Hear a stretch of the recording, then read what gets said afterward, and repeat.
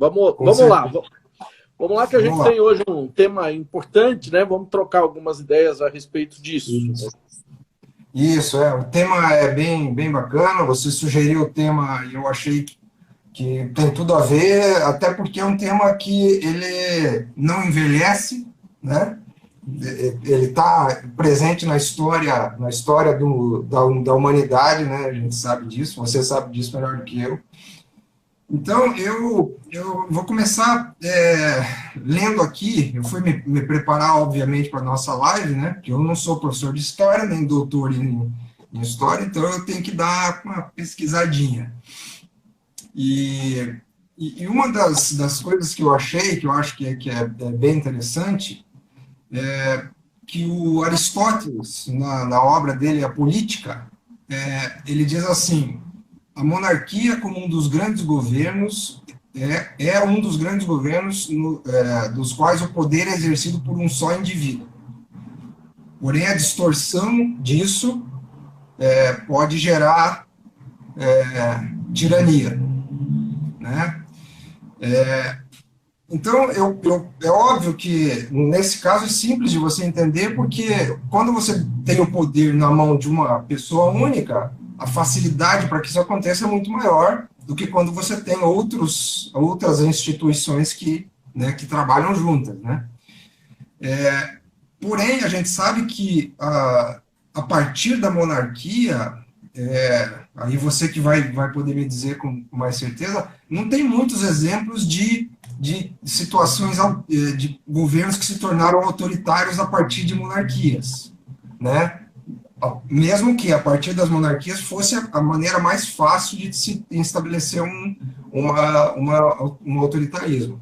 A gente sabe que governos como você pega o Zimbábue, né, o Mugabe no Zimbábue, você pega na história recente o Pinochet, você pega os mais conhecidos como o nazismo, o fascismo na Europa, né, o stalinismo, todos esses, alguns deles muito mais graves, né, porque chegaram a níveis de totalitarismo, né,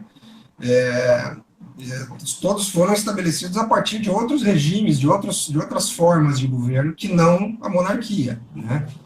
Então, pensando nisso, assim, eu acho que seria um bom começo para a gente trabalhar, de você explicar como que a partir de, às vezes, governos democráticos ou, né, governos que não têm essa tendência, né, como que se estabelece o autoritarismo ou ditaduras, né? O que precisa o ambiente ter para que isso aconteça?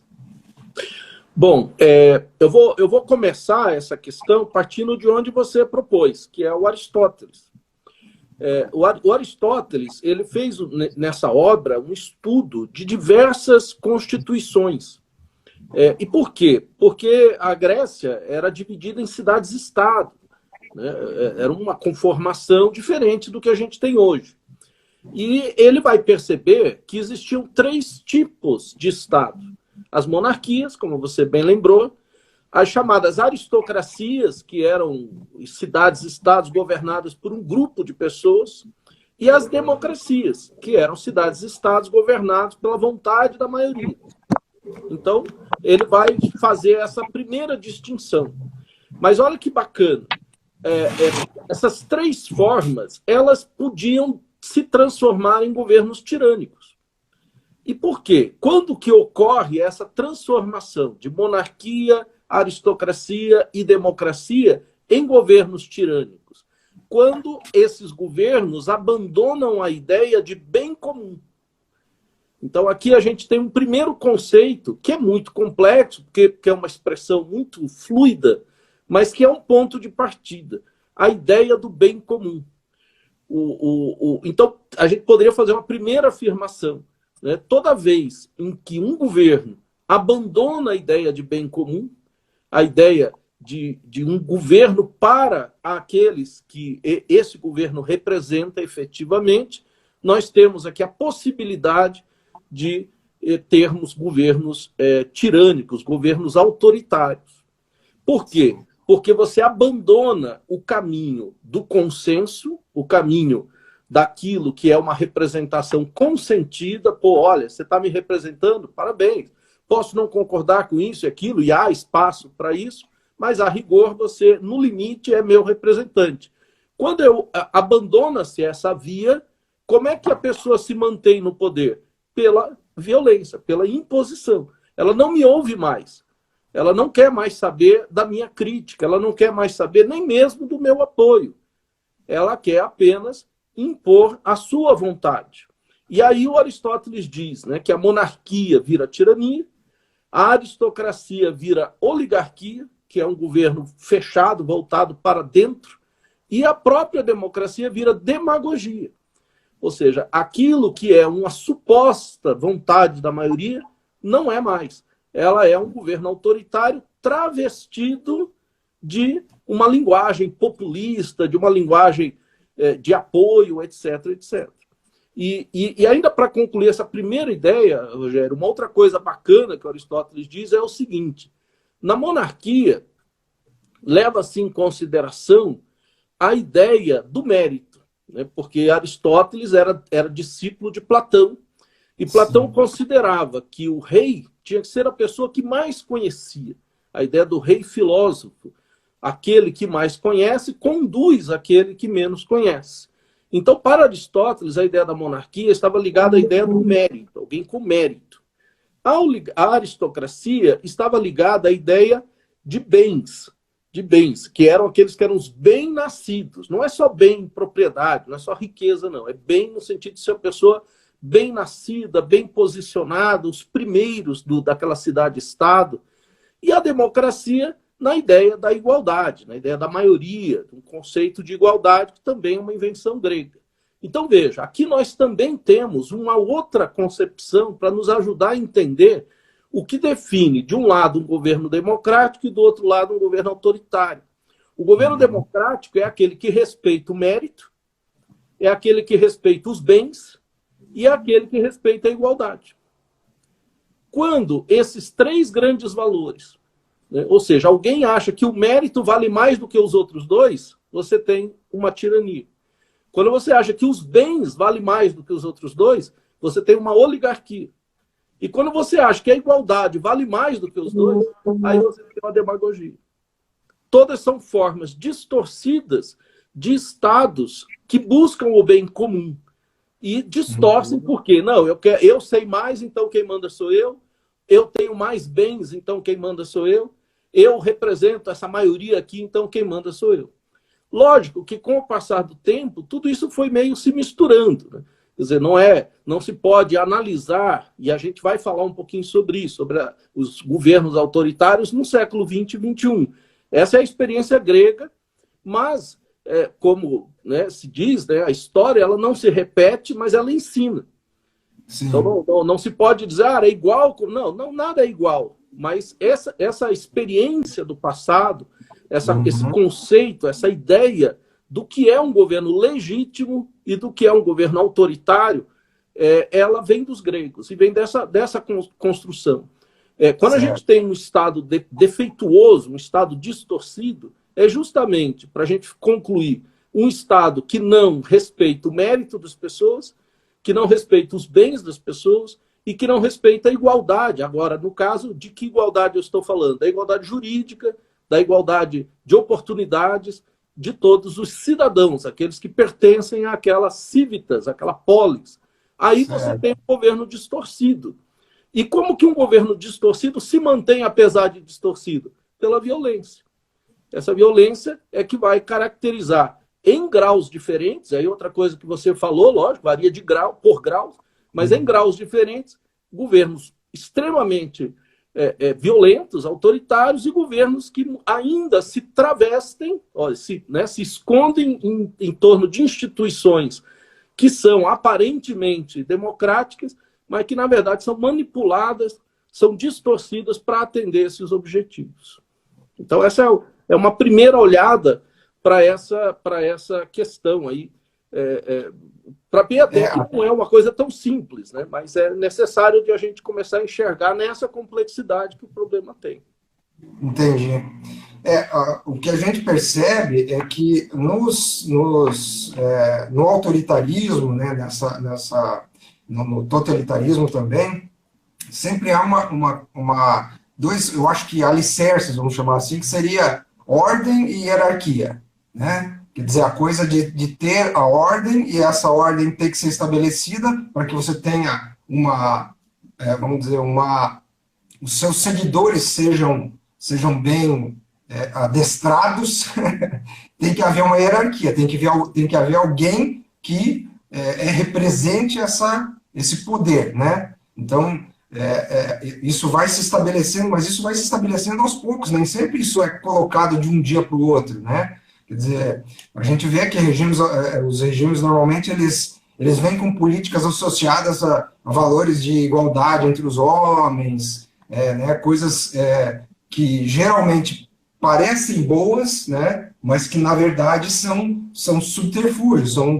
são disfarces que vão sendo usados para que as coisas, né, amor à pátria, né, coisas desse tipo que arrebanham pessoas aos montes, né? Bom, então aqui nós vamos ter um outro aspecto que é muito bacana, que é a questão de que para que se tenha um regime autoritário, você precisa homogeneizar o espaço público. O que é homogeneizar? É você tentar impor determinados padrões, valores, critérios e submeter todo mundo, ou a grande maioria, a esses critérios. Na medida em que eu tenho... Quanto mais gente, melhor. Exatamente. Se eu homogeneizo, aqueles que não se submetem, eles se identificam. Então, vamos imaginar que é uma coisa bem ridícula. Todo mundo vai usar amarelo, né? Então, para quem é desse governo, quem é súdito desse estado, quem é cidadão desse país, usa amarelo. Quem está usando azul é fácil de identificar, né? Então, na medida que eu homogeneizo, ao mesmo tempo, eu destaco aqueles que eu quero reprimir. Não é um exemplo muito recente, desculpe de te interromper, mas é bom dar esse exemplo, foi na Turquia, né, há pouco tempo, que o governo, inclusive, retirou carros de outras cores e colocou apenas carros brancos na rua, porque ele definiu que cor de carro é cor branca, né? Sim, o exemplo clássico e trágico dos alemães que obrigavam os judeus a usar a estrela amarela, né, criaram várias chamadas insígnias, né, em que as pessoas iam sendo identificadas por esses símbolos que, ao mesmo tempo, identificavam e a distinguiam. E exatamente ali ficava definido quem era igual e quem era diferente. Então, esse processo de pasteurização, de homogeneização, ele é um fenômeno que ele é muito próprio dos governos autoritários. Agora, é preciso dar nome a isso. Então, um dos nomes que mais se presta a esse processo de homogeneização é a pátria, a ideia de pátria, a ideia de nacionalidade, a ideia de você pertencer a essa tribo, a esse grande grupo que tem esse grande líder. Sim. Então, se você for perceber, nos regimes autoritários mais modernos, eles, não somente, mas principalmente, eles têm uniformes, sempre eles têm bandeiras, sempre eles têm insígnias. Os regimes, por exemplo, fascistas, todos eles são uniformizados. Então, a própria ideia de uniformizar, ela está associada justamente à ideia de controle. Uma coisa que as pessoas não sei se pensam, mas é importante a gente refletir, é que os regimes autoritários do século XX, eles são todos, ou quase todos, a sua grande maioria, reações à globalização. Reações a tentativas de romper as fronteiras, de acabar com essa homogeneidade, de fazer todo mundo junto e misturado. Essa ideia da diferença, essa ideia da pluralidade é a ideia que se contrapõe à ideia de autoritarismo. Sim. Por quê? Porque se eu tenho muitas pessoas diferentes, eu não vou ter uma maioria. Eu preciso buscar um consenso.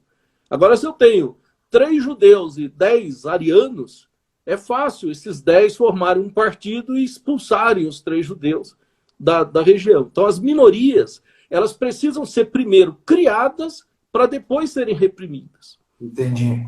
Então, nos regimes autoritários, tem sempre... Você vê, não vai longe, né? No nosso caso, né? Todos os movimentos que são autoritários, eles invocam rapidamente a ideia da pátria. né? E se apropriam dos símbolos da pátria. Então, nós temos, desde as manifestações de 2013 para cá, né, que foram criando uma série de movimentos, até, enfim, até ontem, né? Essas coisas são todas muito... Até domingo, as pessoas saem às ruas defendendo certas posturas autoritárias e travestidas com símbolos da pátria. Então, elas se invocam, se auto-invocam como povo. Então, somos o povo, somos a pátria, somos a nação, e nós, portanto, por sermos o povo, a nação, nós temos a voz e emprestamos para o líder que a gente quiser. E esse líder passa, então, a representar a todos nós, e aqueles que não aceitarem devem ser reprimidos. Porque eles se opõem à pátria, eles se opõem a essa simbologia que é criada para acomodar o discurso autoritário.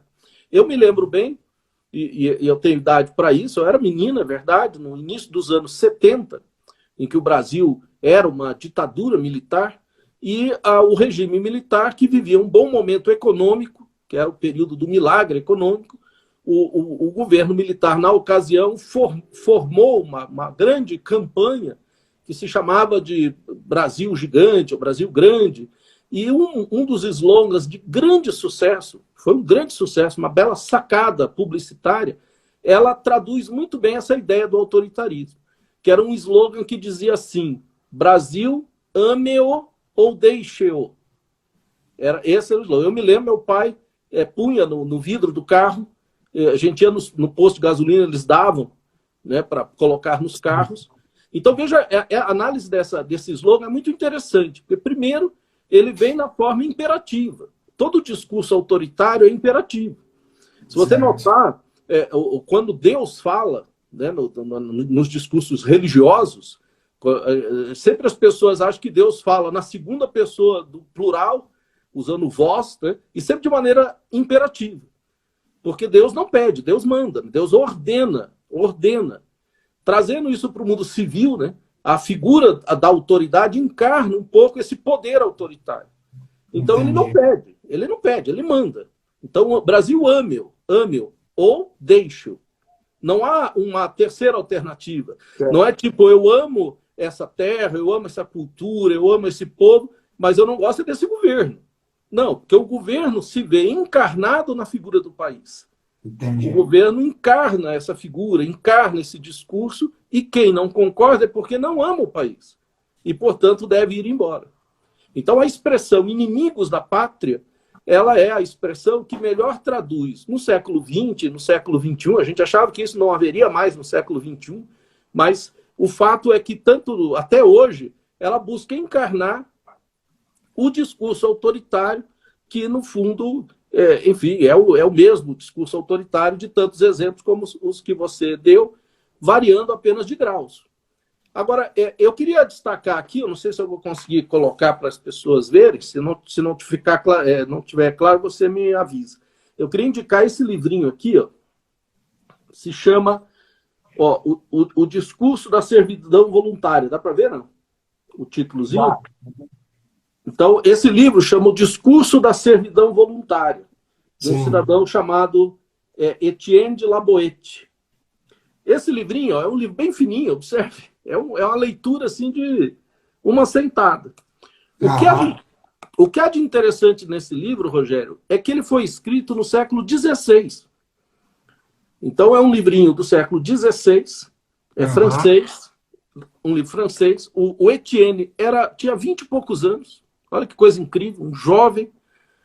E ele escreve esse livro para lembrar um outro detalhe do autoritarismo que eu queria acrescentar agora, que é aquilo que ele chama de servidão voluntária, que é o consentimento voluntário das pessoas para o governo autoritário. A gente tem uma ideia de que o governo autoritário ele impõe o poder. Isso é verdade, mas não é toda a verdade. Para que haja um governo autoritário, é preciso que as pessoas aceitem esse poder. Tem que haver um consentimento. Que as pessoas se submetam a esse poder. Então, a isso que ele chama, até é um jogo de palavras bem inteligente, né? Porque servidão sempre pressupõe que você está submetido a algo, mas é uma servidão voluntária. uma Sim, servidão voluntária. As pessoas aceitam, as pessoas reconhecem naquela figura a figura que vai comandar os seus destinos, que vai entendi. determinar para elas como as suas vidas devem ser.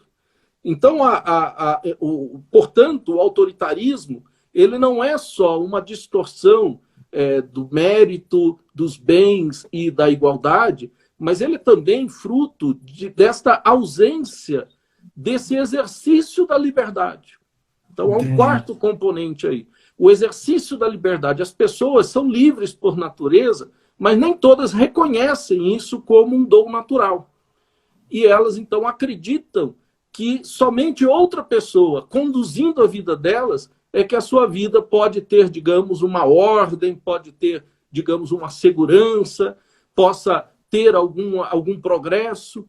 E quando essa figura da autoridade desaparece, ela se vê perdida de novo. E aí ela vai Entendi. buscar outra autoridade para definir as coisas para ela. Então é muito interessante, de novo, né, repetindo a frase aqui do começo da nossa conversa, a história não se repete, mas ela ensina.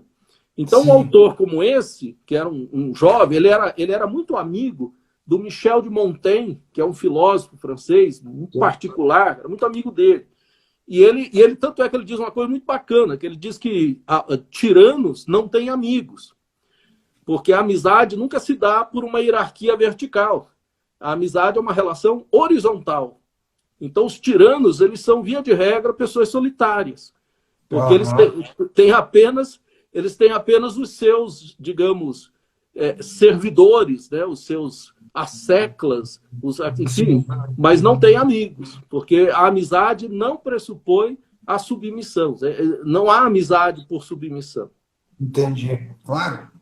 Agora, de certa forma, então, quer dizer, é como aos poucos você vai diminuindo um pouco da racionalidade das pessoas, dos indivíduos, né?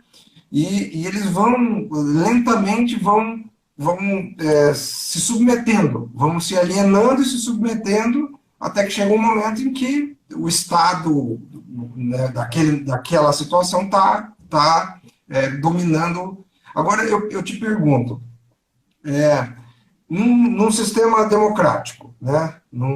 Onde você tem os três poderes, onde você tem, teoricamente, essa regulação, né? Esse equilíbrio e tal, mesmo assim, é possível se estabelecer né, uma situação de autoritarismo. É o mesmo tipo de autoritarismo? Pode chegar a ser o autoritarismo na pior forma? O que você acha? Não, sem dúvida. Veja, os regimes autoritários, ao longo do tempo, eles se deram de três formas. Pela conquista, então é o tradicional, tomou o poder, né? Tomou o poder. Por sucessão, veja o caso lá da Coreia, que é o filho, o Kim Jong-un, que é filho do não sei quem, que é filho do não sei quem, sucessão, Aham. ou por eleição. Né? Uma coisa que o pessoal que estuda história geral, a gente fala tanto do nazismo, às vezes nos escapa essa informação de que Hitler foi eleito. Sim. Né? Hitler chegou ao poder por um processo eleitoral. Muito distorcido, é verdade, mas um processo eleitoral. Né? A mesma coisa Mussolini. Então, a chegada ao poder pela via eleitoral, ela não é um antídoto suficiente para que esse eleito se torne uma pessoa autoritária. Você sabe, quando os chamados fundadores da pátria, os federalistas americanos, Thomas Jefferson, né, George Washington, lá, o pessoal que fundou os Estados Unidos e elaborou a primeira Constituição americana, que é a única, né? Os Estados Unidos só tem uma Constituição até hoje. Eles tinham uma preocupação fundamental, que é essa que você está falando, que é qual o perigo de uma república democrática ela desandar em autoritarismo. Essa era a grande preocupação deles. E como que eles buscaram, e até hoje, pelo menos, conseguiram, né, embora hoje há lá nos Estados Unidos, pela primeira vez na história, um governo populista, um governo que desafia essa tradição americana, que é o governo Trump, mas até hoje os Estados Unidos conseguiram evitar os governos autoritários usando dois mecanismos: a lei e o controle das instituições que elaboram e executam as leis.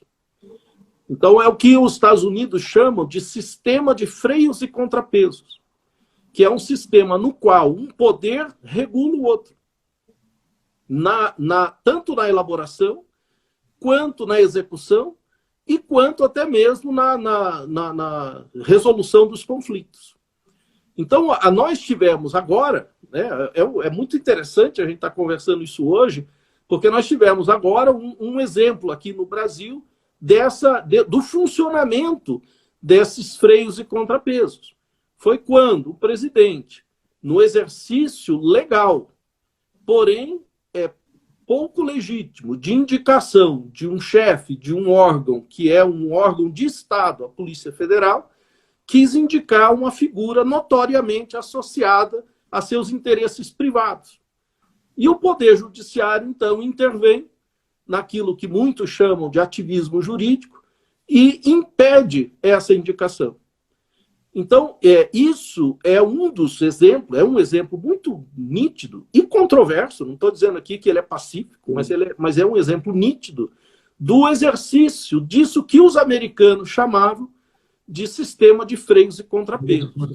A relação entre os poderes não basta que ela seja independente. A palavra independente, que foi tão repetida pelo presidente brasileiro, ela é seguida por outra, ligada por uma conjunção coordenada aditiva, que é o famoso E. Independente e harmônico. Não é independente, vírgula, harmônico. E muito menos não é independente ou harmônico. É independente e harmônico. Sem a harmonia, não há independência. Então, não basta que o legislativo faça lei. É preciso que o legislativo faça leis que vão de encontro à vontade constituinte. Então, por exemplo, durante mais de 10 anos, ocorre no Congresso Nacional projetos de lei para regular o crime de homofobia. Porém, o Congresso simplesmente não dá prosseguimento a esses projetos. E a Constituição brasileira ela é muito clara ao proteger todos os cidadãos contra qualquer forma de discriminação. Então, o que é que os grupos atingidos pelos crimes de homofobia fizeram? Recorreram ao Supremo. E o Supremo, então, legislou no lugar do Congresso, equiparando o crime de homofobia ao crime de racismo. Aí os congressistas disseram, isso é interferência no poder. Não é interferência. É preciso que o Congresso faça leis. Se o Congresso não faz leis, não faz as leis, é preciso que haja, então, portanto, uma composição para garantir a harmonia. E o que define essa harmonia? A lei, a Constituição. Todos os três poderes têm de agir conjuntamente para tornar realidade a Constituição. Se um não faz, os outros têm que compensar. Por isso a ideia da harmonia. Harmonia é uma fórmula em que, na média, você tem ali um número harmônico. Né? Se nós somos 3 pessoas, um fica meio doente, os outros 2 compensam o trabalho daquele cara. Né? Nós estamos lá, nós 3 trabalhando. Aí você fica doente. Aí eu e o nosso terceiro sócio vamos ter que nos virar para compensar. Sim. Então, para quê? Para garantir a harmonia. Ou então, o contrário. Né? Você é uma pessoa, digamos, tem uma qualidade muito superior aos outros 2, a gente vai ter que dizer, cara, espera um pouco. Segura um pouco as pontas aí que mais devagar. Que a gente precisa dar uma esforçada para chegar, senão não há harmonia. Então a Constituição é muito clara, quando ela define essas funções numa belíssima herança do federalismo norte-americano, que conseguiu se manter durante mais de 200 anos com a ideia de respeito à lei e controle dos poderes muito bem, digamos, resolvido em relação aos outros países do mundo. Então, você pega um país como a Alemanha, teve nazismo, Itália teve nazismo, enfim, Japão, né, teve lá regimes autoritários, e os Estados Unidos conseguiram sobreviver com esses fundamentos, que são os chamados fundamentos da democracia moderna, democracia contemporânea. uma questão que eu acho que me ocorreu agora. O Brasil já foi monarquia, já experimentou o parlamentarismo em algum momento. Sim. Hoje nós temos uma república presidencialista, certo?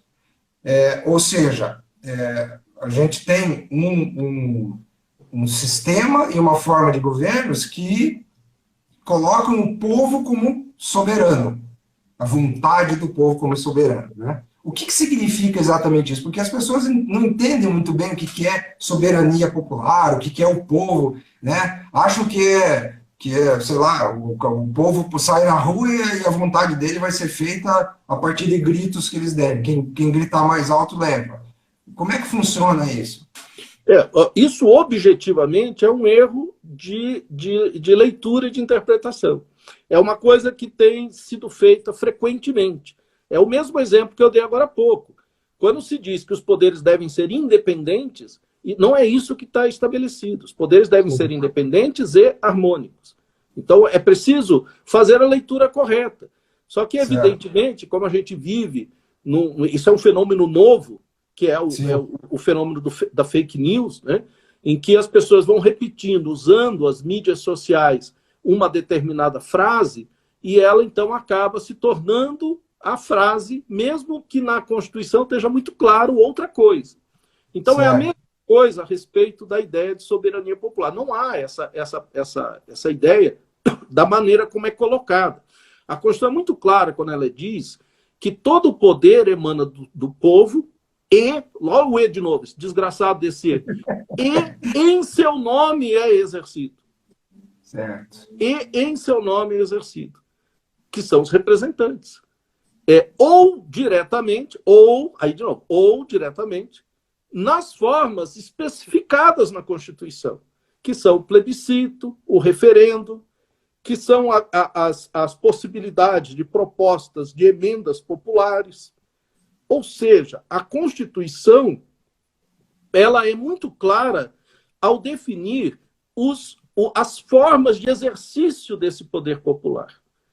Então, o poder emana do povo, mas ele não exerce diretamente o poder. Então, a ideia que você deu, que é muito boa, mas as pessoas vão às ruas. Não, isso não é exercício do poder pelo povo. Isso é uma manifestação de rua. Ela é o que ela é. O poder se exerce por meio da representação.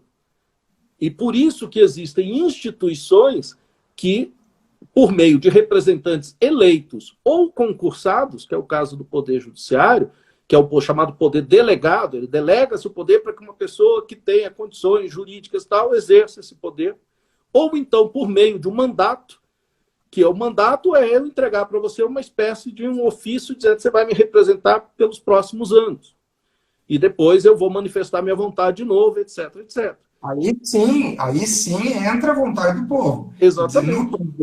No presidencialismo a gente tem isso, quer dizer, a cada tanto tempo que é definido lá, o povo vai e diz, não queremos mais esse, queremos aquele. Né?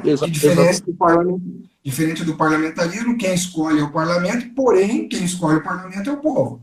Então, de alguma forma, sempre vai ser o povo que vai estar ali, mas sempre de uma forma organizada, né, seguindo regras claras, que é a Constituição no caso, né, e outra coisa que eu acho que é muito importante, e que daí é um problema que é muito sério, e aqui no Brasil é muito sério, é que a pessoa é eleita por uma maioria e ela quer governar para aquela maioria.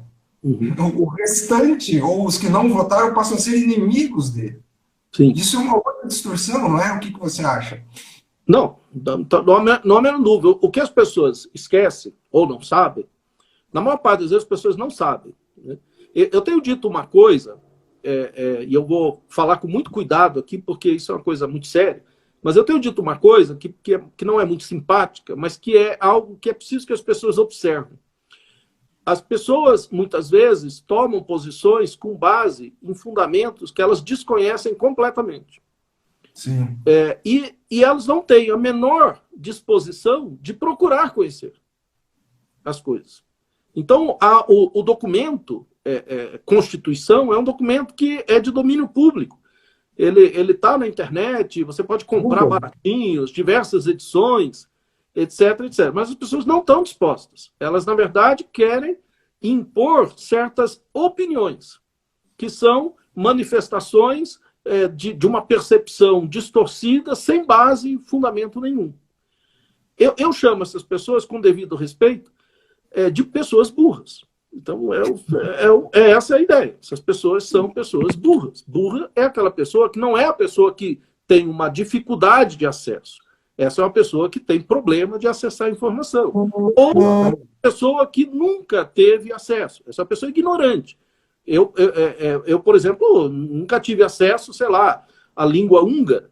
Né? Não sei, eu sou completamente ignorante no conhecimento da língua húngara. Sim. Agora, a pessoa burra é aquela que ela quer discutir um determinado tema que se fundamenta numa determinada informação, mas ela se nega a procurar a informação. Ela se recusa a usar a informação como base para a manifestação do seu pensamento, porque ela quer que a sua manifestação do pensamento equivalha, mesmo que ela não tenha nenhuma referência no mundo real. Ontem mesmo, a jornalista Sônia Bride, jornalista de muita experiência, já há 30 anos de experiência como jornalista, ela estava anunciando uma matéria, ontem não, no sábado, que passaria no Fantástico a respeito da questão já do processo de lotação das UTIs, dos hospitais em algumas cidades brasileiras. E alguém disse assim, eu quero que você faça uma matéria sobre os hospitais vazios. E ela falou, não posso, porque a minha matéria é sobre a realidade, não é sobre a fantasia. Sim. Ou seja, não há como fazer. Então, veja como é interessante. As pessoas querem que algumas coisas sejam verdade, mas baseado em nada. Então, nós temos esse fenômeno, que é um fenômeno de distorção muito grave. Né? Isso aí, digamos assim, cola com a ideia que a gente estava conversando agora há pouco, da servidão voluntária. As pessoas aderem a uma certa liderança e querem que aquela liderança seja a liderança de todos, menos daqueles que, obviamente, não prestam, né?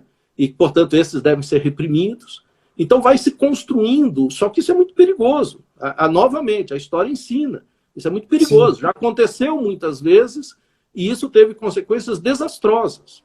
O que as pessoas não entendem, Rogério... Sempre, né, Daniel? Sempre desastrosas. Né? Sempre foi desastroso. Não há um caso que se possa dizer que foi um caso bem sucedido. Né? Não há. Sempre foi um desastre. E o que as pessoas não entendem é que, por exemplo, então a Constituição da maioria. O cidadão A foi eleito pela maioria. A maioria, ela é uma técnica de escolha. Ponto. É como a gente vai... Novamente, vamos pegar o exemplo de sócios. Você tem uma empresa, tem 5 sócios. E aí vamos decidir algo em que há uma controvérsia. Lógico, porque se não há controvérsia, não precisa eleger. Estabelece-se o consenso. Sim. Agora, não há consenso. Então vamos ter um critério.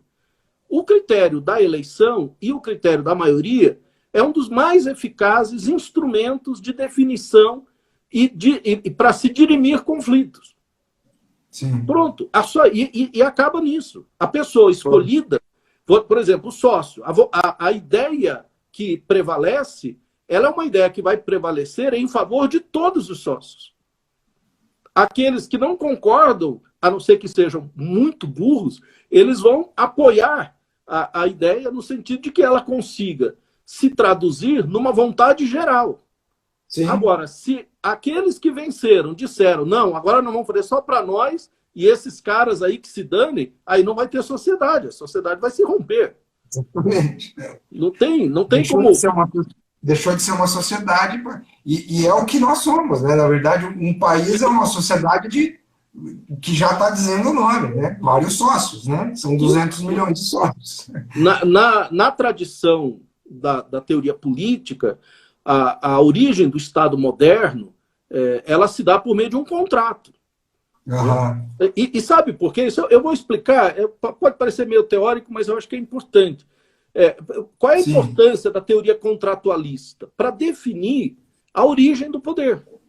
Porque até o século XVII para o século XVIII, a origem do poder estava associada à ideia da religião. Então, Deus é quem é a origem do poder. O rei absolutista é rei porque Deus delegou para ele o poder. Entendi. Ora, como superar essa origem divina do poder? Daí, com o surgimento dos estados nacionais modernos, com a separação do Estado da Igreja, foi preciso construir uma outra fonte originária do poder. E aí os iluministas, antes até dos iluministas, o Thomas Hobbes, que é o primeiro pensador com essa ideia, ele vai definir que a origem do poder são os próprios indivíduos. Sim. Os indivíduos fazem um contrato e os indivíduos delegam ao rei poder. Então, vejam, a ideia de que todo poder emana do povo, ela é uma resposta à pergunta: qual é a origem do poder? É o povo. Agora, a segunda pergunta é como que esse poder é exercido? Por meio das instituições e dos representantes.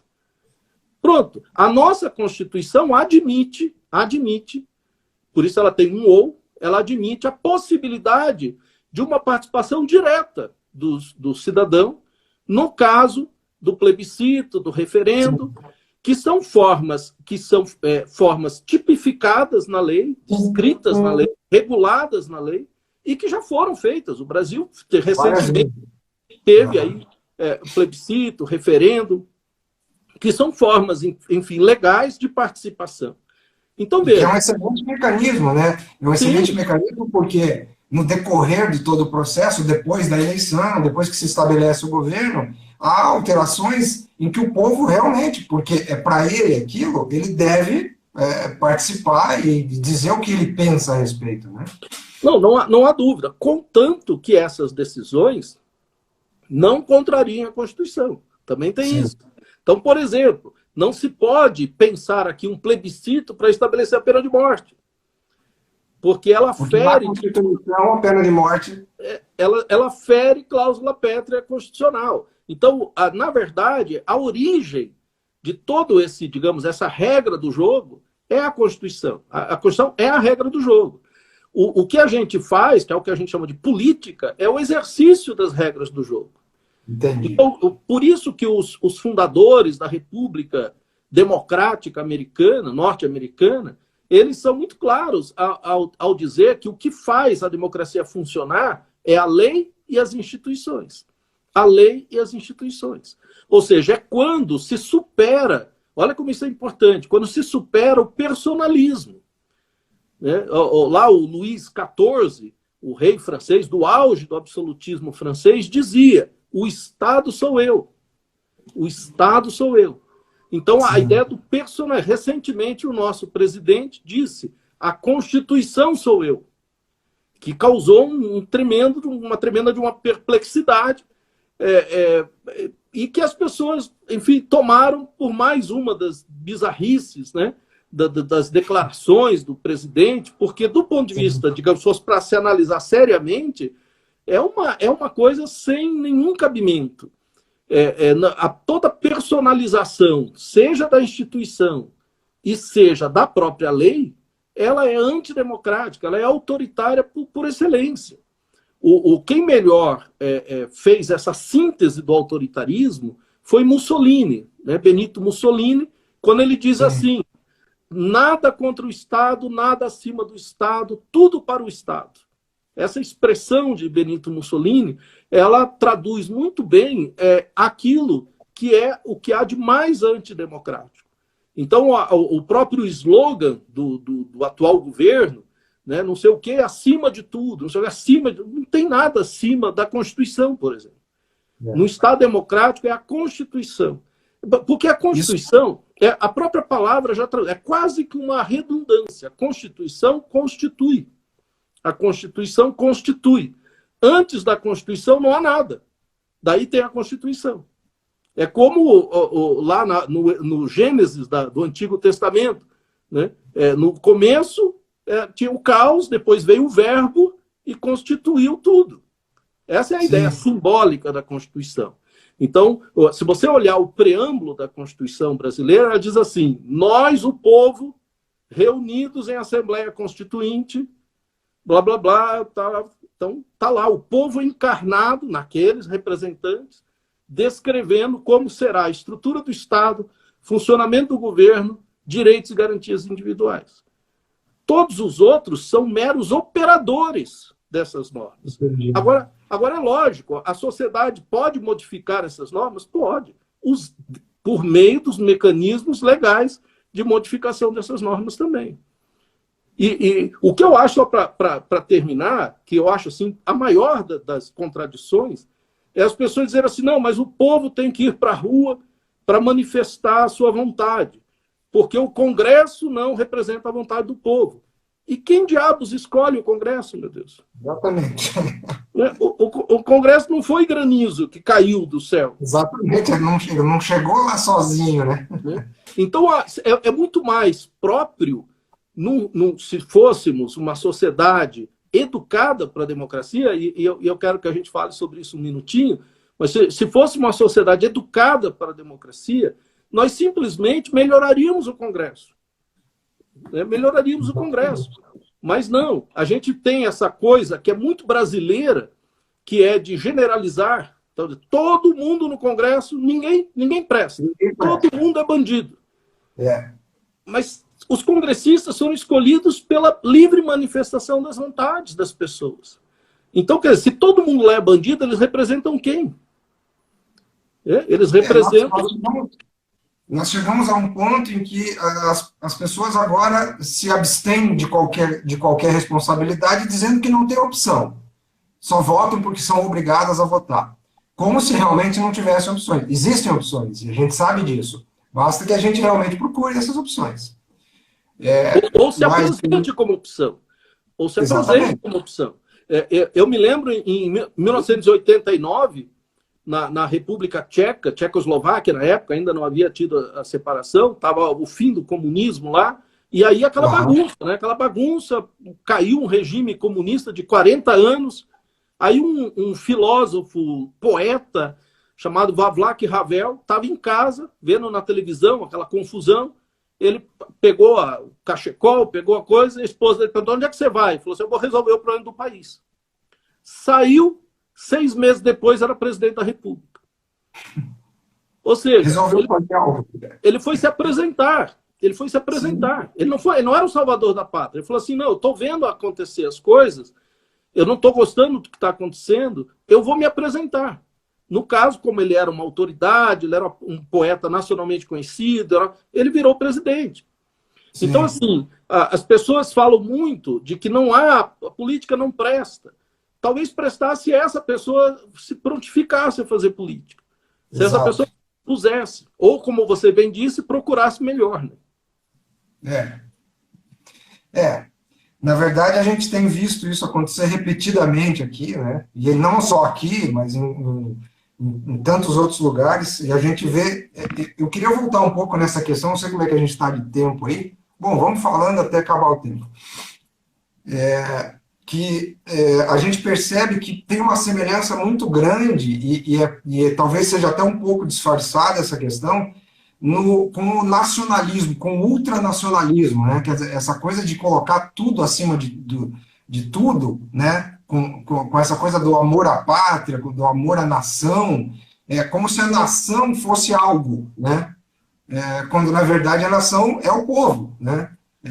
Então você não pode pôr uma nação acima do povo, porque você está criando uma situação que realmente não existe, né? Para que você estabeleça talvez uma ordem falsa, né? Você, na verdade, cria uma figura, digamos, abstrata, né, artificial, que passa a ter personalidade própria. Né? Quer ver um assunto que é muito delicado e que traduz um pouco a sua preocupação? Que é, por exemplo, o exercício das forças policiais, né? As forças de segurança. Nós precisamos muito das forças policiais. É muito importante, qualquer sociedade moderna precisa de forças policiais justamente para a garantia da lei e o funcionamento das instituições. Sim. Agora, essas forças policiais, elas servem para proteger os cidadãos. Elas são forças que servem para a proteção do cidadão. Então, o escopo fundamental, o fundamento do exercício da violência, porque a força policial é aquela que é autorizada ao uso da violência. Ela é justamente a de proteger o cidadão. Por isso, sobre o policial, há ou deve haver uma exigência, um grau de exigência muito grande sobre como ele exerce esse poder e essa violência legítima, quando exercida dentro do exercício legal da sua profissão, e por isso é preciso que haja todo um controle do exercício dessa função. É lógico que isso é complexo, mas é necessário. É necessário. Então, nós vimos recentemente um dos projetos, ou uma das promessas de campanha, é desobrigar as forças policiais de responderem por seus atos. Isso implica você criar uma força e que tenha legalmente o direito de usar a violência sem qualquer responsabilidade.